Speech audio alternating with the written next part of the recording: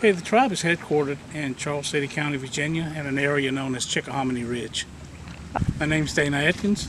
I'm a Chickahominy tribal citizen and the tribe's environmental director since 2019. So, my name is Sarah Jefferson, and I'm a member of the Chickahominy Indian tribe, and I'm also a student here at Mason studying psychology, and I'm also a team member of the STIP project going on down here in Charles City.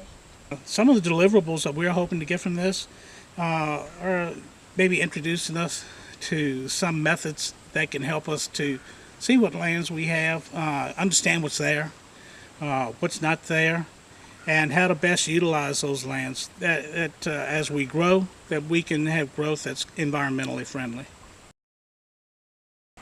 To me, sovereignty means kind of taking back what was already ours, if that makes sense. Being that we were one of the first tribes to have direct contact with the colonizers back in 1607, so much of our culture was lost, and we weren't able to get all of that back. But now that we are a sovereign nation, we are able to get these tools that we once lost back in an easier manner, if that makes sense. Our project, the Indigenous Environmental Mapping and Resilience Planning Project, has been working over the summer with two of the federally recognized Native American tribes of Virginia, the Chickahominy tribe and the Upper Mattaponi Indian tribe.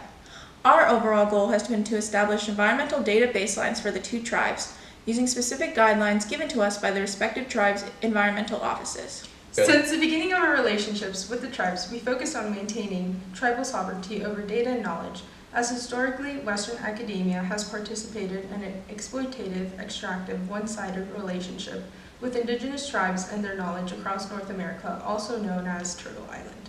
Having a reciprocal relationship built on trust and honoring indigenous knowledge is key to our project. We want to work with the Chickahominy and Upper Mattaponi to be additive and beneficial to the tribes. By participating in this work, we are attempting to decolonize academia and environmental studies.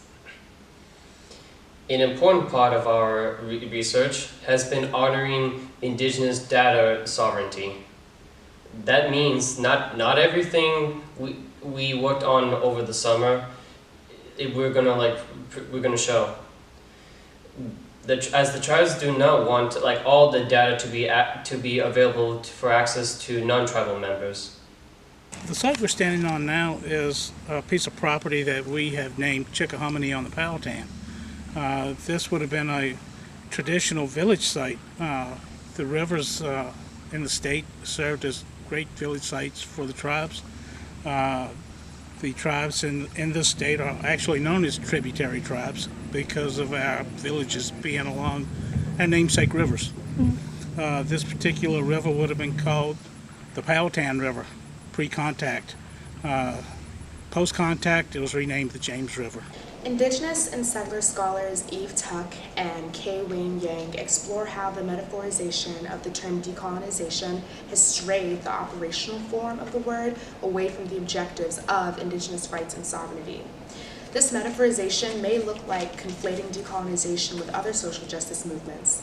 The metaphorization may also manifest in settler moves to innocence, or methods of alleviating settler guilt from Indigenous erasure and forced assimilation. This is achieved by creating distance from the settler to the system of settler colonialism without actually absolving themselves of oppressive power or returning stolen land. Rather than falling into these inappropriate comparisons or settler moves to innocence, it's important that we recognize decolonization as a distinct project on the repatriation of Indigenous land and lifeways.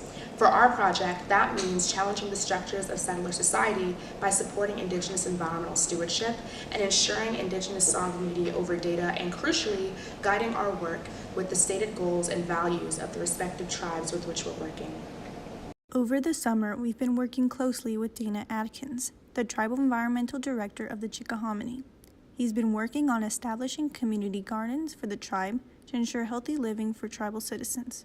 With Dana, we've been working on establishing food sovereignty for the tribe through these community gardens, as well as creating a curriculum on how to teach food sovereignty and the issues of food deserts and accessibility. Food sovereignty is the right for peoples, especially Native peoples, to have access to healthy, environmentally sound traditional food.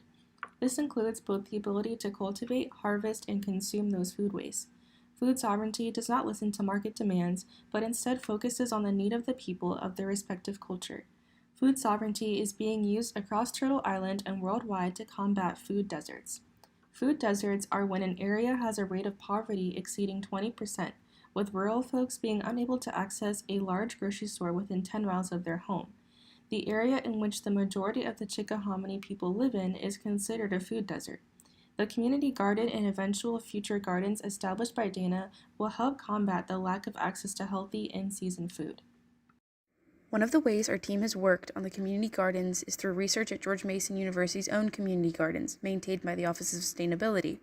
Guided by Donnie Nolan, the Sustainability Program Manager for the Gardens and Greenhouse, we gained insight and ideas to present to Dana on working on the garden to best benefit the citizens of the Chickahominy Nation. We received a grant from the EPA this year to start a community garden.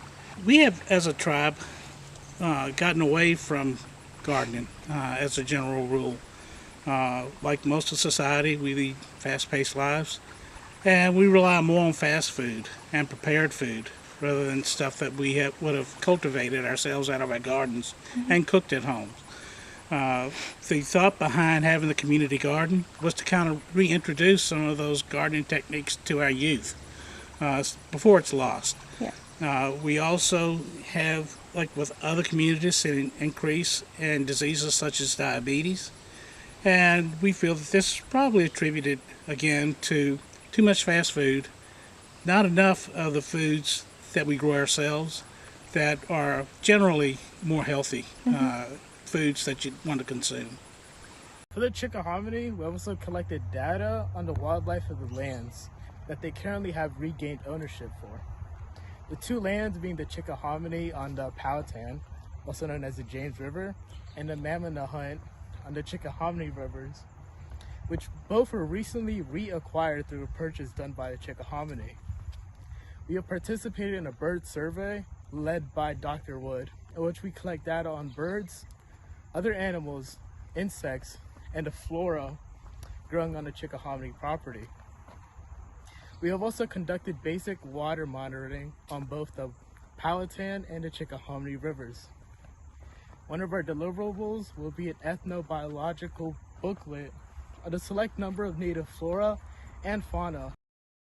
Our work with the Chickahominy tribe of Charles City, Virginia, in food sovereignty and wildlife data collection is only part of what we've been doing this summer. Check out our second video to learn more about our mapping efforts with both the Chickahominy and the Upper Mattaponi Indian tribe.